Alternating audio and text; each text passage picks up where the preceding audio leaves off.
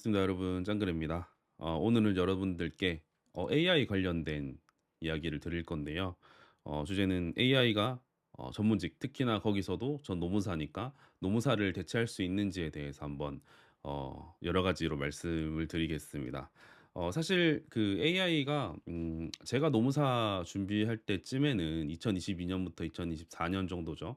그때는 제가 물론 공부를 하고 있어서 그럴 수도 있지만 AI의 발전이라는 게 GPT가 등장해서 센세이션했지만 막 그게 법률적으로 엄청나게 모든 서면이라든지 이런 걸 대체하는 수준의 그런 부분보다는 일상적인 대화, 일상적인 질문들 대화하고 이런 부분들이 좀 위주였던 것 같아요, 제 기억으로는. 근데 최근에는 이제 AI가 발전하는 속도가 굉장히 빠르잖아요. 그러면서 전문직은 이제 끝났다, 망했다. 그리고 노무사도 결국에는 법률 분야에 있는 전문직이니까 망할 것이다. 이런 말들이 많고 그런 회의적인 시각들이 많은 것 같아요. 그래서 제가 정답은 아니겠죠. 저도 노무사를 한지 고작 2년 정도밖에 안 됐고 제가 정답도 아니고 제가 업역에 있는 모든 지식들을 알고 있는 것도 아니고 AI 전문가도 아닙니다, 사실은. 그럼에도 불구하고 그런 주제가 없더라고요. 그리고 노무사 중에서는 그래도 제가 인지도가 있는 편이다 보니까 어느 정도 말씀을 드리는 게 좀 적당하지 않을까 싶어 가지고 카메라를 켰습니다. 노무사를 AI가 대체를 하려면 좀 전제 조건이 하나가 있는 것 같아요. 노무사가 하는 그런 업무들이 뭔지를 알고 어떤 업무가 있고 거기서 AI가 어떤 업무를 중점적으로 대체할 수 있는지를 전제를 하지 않는다면 단순하게 그냥 법률이니까 AI가 노무사를 대체한다라고 하는 거는 좀 논리적으로 많이 비약이 있는 것 같아요. 변호사도 이제 뭐 송무 영역이 있고 여러 가지 영역이 있고 회계사도 어떤 감사라든지 아니면은 뭐 세금 쪽이라든지 여러 영역이 있잖아요. 그런 것처럼 노무사들도 하는 업무들이 여러 가지가 있습니다. 크게는 이제 저희 용어로는 제너럴 일반이랑 산재라고 얘기하는데 일반적인 노무 인사 노무 업무를 하는 법인이 있고 산업재해를 전문적으로 하는 법인이 일단 크게 두 가지로 나뉘고요. 일반에서 제너럴에서 보자면 이제 뭐 노동위원회 사건, 노동청 사건, 그다음에 이제 뭐 컨설팅, 자문, 그다음에 뭐 급여 이런 여러 가지 분야가 있는데 그럼 AI가 이 분야에 침투를 해서 노무사가 하는 업무를 전혀 그렇게 유의미한 가치가 없을 정도로 대체를 해야 되는데 그 젠슨 황 님이 그러시더라고요. 이 AI가 태스크, 작업 단위를 효율화하고 굉장히 빠르게 할 수 있는 그런 좋은 도구인 건 맞지만 목적, 어떤 일의 목적에 대해서 완벽하게 대체할 수는 없다.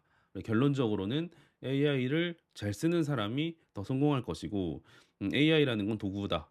그래서 그걸 쓰는 인간이 중요하다. 이런 말씀을 하셨는데, 뭐 그게 뭐 사실 뭐 CEO로서 멋있게 하는 말일 수도 있지만, 저는 굉장히 통찰이 담겨 있다고 생각을 합니다. 그래서 이 작업 단위를 효율화할 수 있는 부분은 상당히 많아요. 이런 말씀드린 뭐 인사 노무 자문이라든지 컨설팅이라든지 그 안에 있는 조각조각 부분들의 어떤 사실관계를 파악한다든지 아니면은 자료를 정리한다든지 이런 단순 작업들 원래라면 인간 한 명 한 명이 직원 한 명 한 명이 검토해야 됐던 것들을 AI가 효율적으로 해줄 수 있는 것들 특히나 요새 뭐 클로드의 어떤 고급 모델들 있잖아요 오퍼스 이런 부분들은 상당히 뛰어난 부분을 가지고 있습니다. 그래서 저도 많이 활용하고 있고요.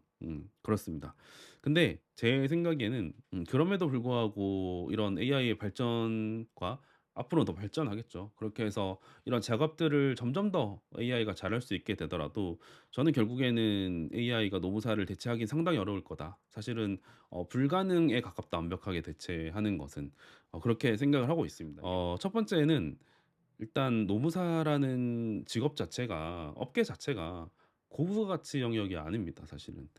예를 들어서 변호사들은 뭐 태평양, 뭐 김앤장, 광장 뭐 이런 아주 걸출한 그런 로펌들 있잖아요. 뭐 수백 명, 많게는 뭐 1,000명 넘어서까지 변호사를 보유하고 있는 그런 큰 법인들이 있고 회계법인 같은 경우에도 뭐 삼일이라든지 삼정이라든지 이런 아주 큰 그런 매출이 거의 뭐 수백억, 수천억 되는 그런 법인들이 주름 잡고 있죠, 사실은.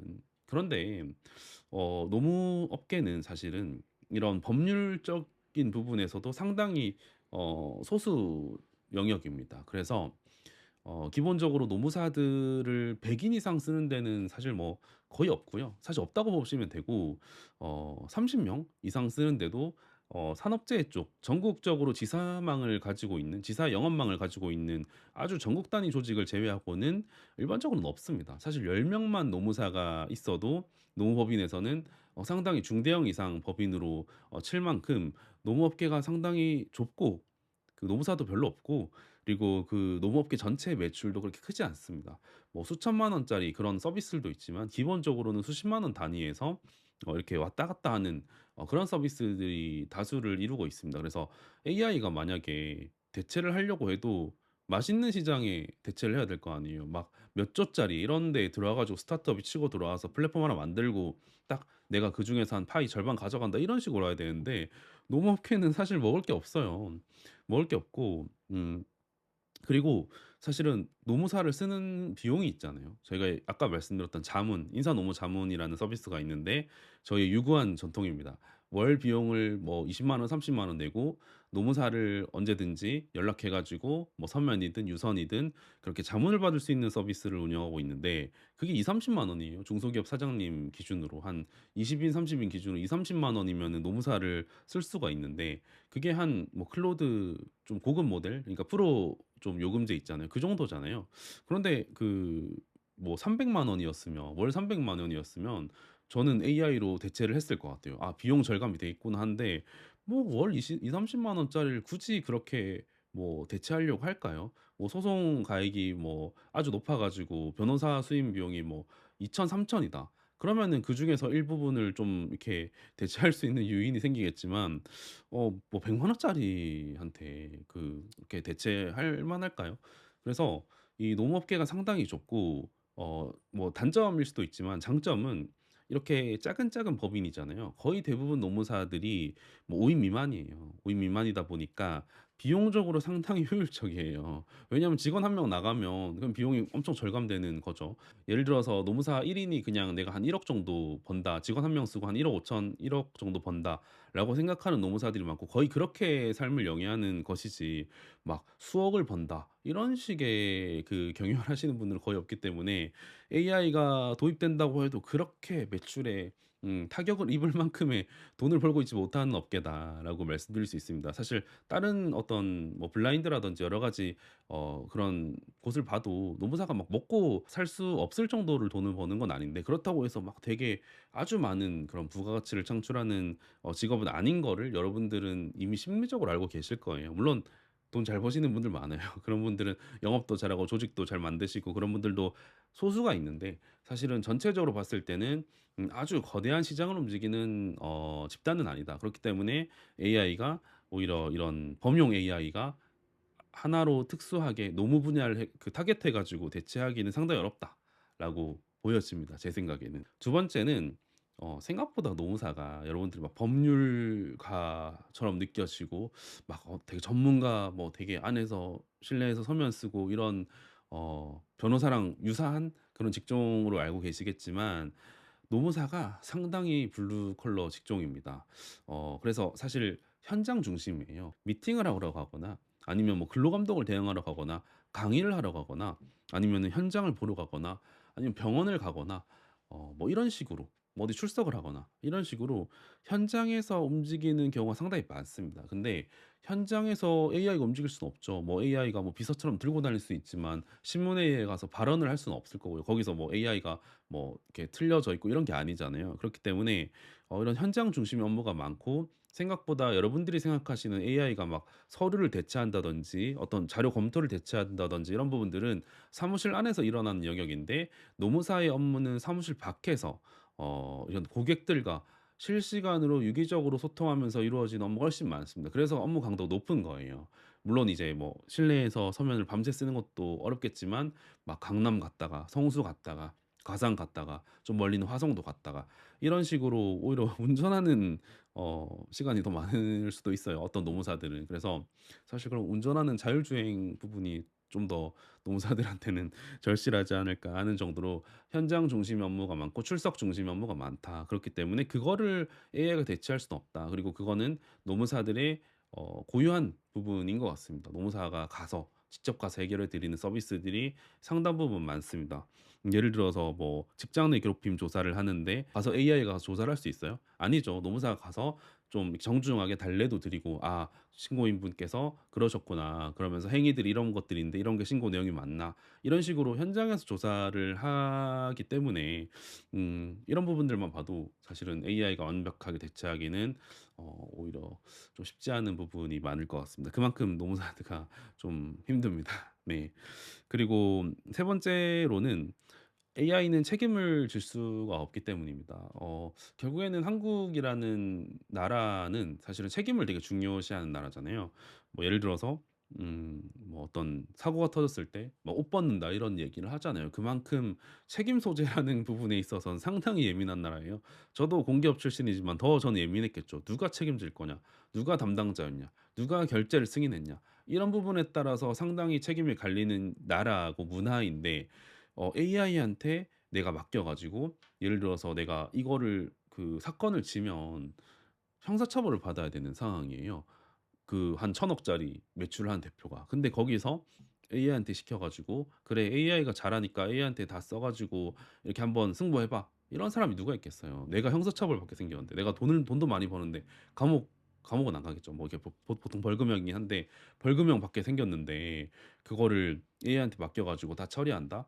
그러기는 쉽지 않을 거예요. 결국에는 AI가 특정 작업들 사실관계 같은 것들을 정리는 해줄 수 있겠지만 그거를 뭐 구조화까지도 해줄 수 있을 거예요. 뭐 서면 써 주겠죠. 근데 그거를 검토해 가지고 누군가의 도장이 찍혀 가지고 나가는 게 이제 노무사의 역할인데 그 부분은 남아 있을 거다. 그리고 이런 추론 영역이라든지 그런 단순 반복 작업에는 AI가 상당히 강력하지만 직관적인 부분들도 분명히 존재를 해요. 예를 들어서 이번에 삼성전자 같은 경우에도 뭐 중앙노동위원회 가 가지고 막 조정했잖아요. 그럼 조정을 하는데 AI가 그걸 할 수가 있나요? 가 가지고 내가 거기 가서 합의서 써 가지고 도장 찍고 막 서로 협상하고 단체 교섭하고 이러는데 AI가 그렇게 뭐 힘을 많이 쓸 수 있을까요? 그렇진 않습니다. 그래서 이런 사람 중심의 일에서 사람한테 어떤 책임이 가야 되는 영역이 상당히 많은데 노무 업무에서는 인사 노무 업무에서는 거기서 노무사가 책임지고 자문을 해야 되거나 책임지고 어떤 서면을 제출해야 되거나 이런 부분들이 마지막까지 남아 있을 것이다. 그래서 노무사들이 좋은 케이스들, 좋은 경험들을 많이 해 봐야 될 것 같고 그런 노무사들이 살아남는 시장이 되겠죠. 네 번째로 가자면 AI가 법률적으로 완벽하지가 않습니다 사실은. 뭐 그게 되게 근로자분들 입장에서 봤을 때는 그게 대단히 뭐 아주 내가 뭔가 딸깍하면은 서면이 나오고 이런 것처럼 보이겠지만 실질적으로 그러면 그 서면을 가지고 뭐 고용노동부 노동청이라든지 아니면 노동위원회에 가서 사건을 이길 수 있느냐는 또 완전 다른 문제거든요. 그러니까 근로자분 입장에서는 노무사를 쓸 수가 없는 비용적인 상황에서 내가 요 정도 10,000원, 20,000원 정도의 비용을 내 가지고 아주 극대화할 수 있는 그런 요소들 도구들이 되겠지만 그게 판례들도 지어낼 수도 있고 그리고 사실관계도 뭐 어떤 제미나이나 챗GPT 같은 경우에는 사실 사용자한테 유리하게 돼 있잖아요. 그런 사용하는 사람들한테 좀 더 유리한 방향으로 되는데 실제로 막 직장 내 괴롭힘 같은 경우에도 이제 근로자분들이 그런 서면을 이미 다 써 오세요. 클로드 해 가지고 막 뭐 되게 그런 말투 많잖아요. AI 말투. 핵심 증거 막 뭐 고위험 이런 식으로 해 가지고 많이 오시는데 사실은 노동청에서 판단하는 부분들 그리고 노동위원회에서 판단하는 부분들은 달라요. 그런 것들은 물론 일반인에게 공개되는 부분도 있지만 그 과정들을 여러 번 겪은 노무사들한테는 어떤 식으로 사건을 풀어나가야 되는지에 대해서 데이터 일반적으로 되지 않은 그런 절차적인 데이터라든지 어떤 직관적인 데이터들이 남아 있기 때문에 실질적으로 AI만을 써 가지고 사건을 이기기는 쉽지는 않은 것 같습니다. 법률적으로라기보다는 사건적으로 실질적으로 결정적으로 도움이 된다라고 하는 부분은 AI만으로는 사실은 쉽지 않을 것 같습니다. 그래서 앞서 말씀드린 것처럼 노무사의 조력이 필요한 경우가 꽤 있다. 아주 깔끔하게 정리해 주는데 보기 좋은 거랑 실질적으로 사건에 이기는 거랑은 좀 거리가 있을 수 있다라는 부분이 제 경험적으로 좀 느껴졌습니다. 물론 영업 마케팅 쪽인 것 같은데 사실은 AI가 뭐 다 양보해 가지고 노무사의 작업들을 다 대체할 수 있다고 하더라도 사실은 그 노무사들이 업무를 못해서 망하는 게 아니에요. 대부분은 아까 말씀드린 여러 가지 업무가 있으면은 일부분이라도 노무사들은 할 수 있단 말이죠. 근데 안 되는 이유, 망하는 이유는 업무가 어렵고 내가 이걸 감당이 안 되고 그렇게 해서 망하는 노무사들 없어요. 영업 마케팅이 안 돼서 망하는 거예요.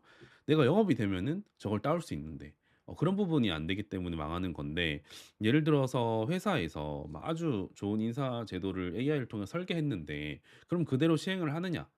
아니면은 우리가 그래도 외부 전문가의 조력을 받았다는 걸 증빙하자. 노무사들이 결국에는 그런 마케팅적인 요소로 활용될 수도 있을 것 같아요. 이제 내가 외부 전문가한테 좀 이렇게 공정하게 맡겼다. 예를 들어서 직장 내 괴롭힘 조사 같은 경우에도 AI로 할 수 있죠. 뭐 할 수 있겠죠, 나중에 되면. 근데 결국엔 조사위원들을 구성해서 그런 절차적인 면에서 우리 회사가 조사 의무를 이행했다라든지 그런 표시를 내기 위해서는 그런 이제 홍보적인 요소도 인증하는 요소들도 충분히 필요하기 때문에 그 부분까지 노무사의 이거 어떤 라이센스를 걸고 하는 부분인데, 그거까지 대체하는 거는 사실은 아주 마지막 영역이다. 정말 전부 다 대체했을 때에도 사실은 마지막으로 남아 있을 부분이 아닌가 싶습니다. 그리고 이제 여섯 번째 이유를 들자면 이 노무업계 자체가 전체적으로 봤을 때는 작아지지 않고 오히려 커지고 있습니다. 오히려 근로자들이 AI를 쓰면서 예전에는 그냥 넘어갔을 만한 사건들이 나 노무사 안 써도 AI 써 가지고 사건화를 해 버리는 거죠. 노동청이라든지 노동청에 진정을 넣는다든지 아니면은 노동위원회에 부당해고 구제 신청을 하는 거는 무료예요, 근로자들한테는. 넣는 건 무료라는 거죠. 그러면 AI를 써 가지고 내가 넣어 볼 수 있잖아, 안 되더라도. 그런 식으로 해 가지고 지금 사건이 엄청나게 많아지고 있고, 지금 노동위원회 조사관들 이런 분들은 지금 사건이 해소가 안 되고 있어요. 막 사건 보도가 뭐 몇천 만까지도 막 가니까 사건 하루에도 막 10개 20개씩 처리해야 되는 거야. 근데 공격하는 근로자 입장에선 그런데 방어하는 사측에서는 AI를 써서 방어했을 때 아까 말씀드린 어떤 책임적인 리스크, 내가 방어를 해야 되는, 완벽하게 방어를 해야 되는 입장인데 노무사를 쓰지 않을까. 저희 산업 구조 자체가 되게 사실은 내수가 아주 경기가 안 좋고 자영업자분들은 이런 어려움을 많이 겪고 계시잖아요. 그러다 보니까 해고도 많아질 거고, 그런 식으로 뭐 직장 내 괴롭힘이라든지 이런 부분들로 인식이 아주 많이 그렇게 넓어지고 있잖아요. 직장 내 괴롭힘이라는 게 저 처음에 회사 다닐 때만 해도 막 제 상사가 제 돈 빌려갔어요. 직장 내 괴롭힘 갈치잖아. 근데 그때는 그런 제도가 있는 줄을 몰랐어. 거의 생겨날 때쯤이었던 것 같아요. 근데 요즘은 뭐 그 정도가 아니더라도 직장 내 괴롭힘에 대한 인식이 상당히 많이 좀 어떻게 보면은 많이 퍼졌잖아요. 그렇기 때문에 이런 여러 가지 노무적인 이슈들이 사회적으로 수요가 적어지고 있진 않다. 노무적으로 안정적인 상황이 아니다. 불안정하니까 분쟁이 생기고 그 분쟁을 해결하기 위해서 사건화가 되든 아니면 분쟁 자체를 갈등을 조정하는 이런 식으로 어쨌든 노무사의 역할이 절대 적어지진 않아요. 그런 갈등을 어떻게 해소해 나가는지에 따라서 노무사들이 오히려 상당히 변호사들은 이런 막 이렇게 근로자 사업주 사건에 많이 안 오잖아요. 그렇기 때문에 오히려 그런 세그먼트에서 되게 특화된 영역에서 오히려 전문성을 가질 수 있다고 생각을 하고 있습니다. 그리고 마지막 이유인데, 이거는 노무사들이 여러분들이 생각하시기에 어떨지 모르겠지만 제가 아는 노무사들은 상당히 성실하고 열심히 살았던 사람이고 그렇게 사시는 분들이에요. 그러니까 제가 뭐 다른 직장에도 있어 보고 여러 군데서 사회생활 했지만 노무사분들이 기본적인 어떤 역량이라든지 어떤 근면 성실함 이런 것들이 뛰어나요. 그러니까 이거 왜 말씀드리냐면 노무사를 정말 AI가 대체한다고 하더라도 그러면은 저희는 그 인사 노무 취업을 하면 돼요. 인사 노무적으로 어쨌든 직원이 소수는 필요할 거 아니야. 근데 그 역할을 예전 같았으면은 일반 취준생들을 뽑아 가지고 양성을 했다면 지금은 노무사들도 취준이 어렵거든요. 되게 경쟁이 심하고. 근데 어쨌든 사실은 회사에 들어가면 그만이에요. 왜냐면 요즘 노란봉투법이라든지 회사에서 노무사들을 많이 써야 되는 상황이 오기 때문에 사실은 일반 직원으로 채용해 가지고 내부화해 가지고 쓰는 전략도 있거든요. 그런 부분에서도 노무사가 막 변호사만큼 엄청 몸값이 뭐 1억이 넘어가고 이런 부분이 아니다 보니까 진짜 뭐 필드에 있는 노무사를 AI가 대체한다고 하더라도 대안이 없는 것이 아니다. 그리고 이제 근로감독관이라든지 이런 여러 가지 확대되고 있는 사실 인력이 많이 필요해요. 그러니까 AI가 발전을 하잖아요. 그러면은 이 분쟁이 많아지는데 분쟁은 AI가 해결할 수가 없으니까 인력이 많이 필요하고 그럼 그 인력에는 노무 전문가들 아니면 공무원들이 투입돼야 되는데 그런 데 있어서도 시장이 굉장히 커지고 있다. 그래서 사람이 어떻게 해서든지 필요한데 노무사는 거기 들어갈 수 있다. 뭐 노무사가 그 정도로 대체될 정도면은 사무직 뭐 99%는 다 대체되지 않았을까? 그러면 사실은 뭐 다 죽는 세상인데 사실 뭐 노무사가 뭐 아주 특별하게 더 대체된다고 말할 수 있을까? 사실 저는 이렇게 그 AI가 대체할 수 없는 이유에 대해서 여러 가지 말씀드렸지만 뭐 AI가 대체할 수 있는 이유들도 여러 가지가 있을 거예요. 그래서 사실 이런 게 경합을 하는 거잖아요. 대체할 수 있다, 대체할 수 없다 이렇게 경합을 하는 건데 결론을 내보자면 전 두 가지인 것 같아요. 뭐 아주 당연하게도 이제 AI를 잘 쓰는 전문직 노무사들이 더 이제 밸류를 받을 거다. 그리고 어떤 좋은 케이스들, 그러니까 AI가 학습할 수 없는 어떤 인간적인 그런 케이스들을 많이 접해본 노무사들이 오히려 AI를 활용해서 상당히 많은 부가가치를 내가 직원을 쓰지 않고도 단순 업무에서는 효율화해서 오히려 더 부가가치가 높아질 거다. 1억 벌던 사람이 인건비 절감해서 1억 5천 벌 것이다. 이런 부분들은 전문직 공통적으로 얘기하시는 것 같아요. 그래서 되게 연차 높은 전문직이 유리하고 그래서 시험을 빨리 붙어서 빨리 진입해서 빠르게 이런 업계를 경험해 보는 게 상당히 유리할 수가 있다라고 보여지고요. 어떻게 보자면 그 AI가 이런 전문직을 대체하는 거에 대해서 핑곗거리 내지는 안주거리로 삼으시는 분들이 많은 것 같아요. 저는 사실 "AI가 이렇게 대체한다. 뭐 준비하지 마라. 준비해도 의미 없다. 나중 망할 거다." 이런 분들한테 묻고 싶은 게 그러면 뭘 해야 되죠? 그 잘난 아주 막 댓글 쓸 때는 "AI가 대체한다." 이러면서 되게 내가 뭔가 세상의 통찰을 가지고 있는 것처럼 얘기하지만 그래서 여러분들의 전략은 뭔데요? 저는 언제든지 열심히 하고 "AI가 뭐 대체한다? 그럼 한번 붙어 보자." 이런 개념으로 좀 봐야 되지 않나 싶은데 그냥 AI가 대체하니까 준비하지 말자. 그냥 우리 다 죽자. 우리 아무것도 하지 말자. 그 정도 마인드를 가지고 있는 사람이면 뭐 AI가 아니라 한 50년 전에 노무사를 했어도 업계에서 도태되었을 그런 멘탈리티라고 생각을 해요. 그리고 사실은 뭐 시험에 원래는 합격도 못하는 사람들이 그런 말씀을 많이 하실 것 같고 배운 사람들 좀 더 일을 많이 해보고 성실하게 본인의 한계까지 열심히 해본 사람들은 절대 그렇게 쉽게 말씀을 못 하세요. 저는 이 AI가 뭔가 사람들한테 변명이 되면 안 된다고 생각을 해요. 사실은 영업을 못해서일 수도 있고 마케팅을 못해서일 수도 있고 내가 네트워크 관리를 못했을 수도 있고 여러 가지 요소들이 그런 결합되어 있는 그런 상황이잖아요. 근데 거기서 AI라는 한 가지 요소만을 가지고 내가 실패하는 거를 정당화하고 그것이 어쩔 수 없는 숙명이었다는 걸 강조하면서 비겁하게 변명거리로 삼는 게 아닌가. 그게 제일 위험하다고 봐요. AI가 기술적으로 대체를 하는 게 아니라 AI가 우리의 마음을, 우리의 의지를, 우리의 어떤 도전 정신을 대체하고 있는 게 아닌가 하는 생각이 듭니다.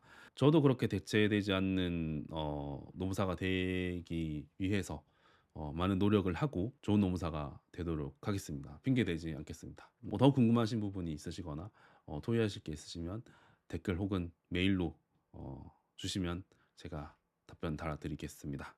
오늘 영상 여기까지 하겠습니다. 감사합니다.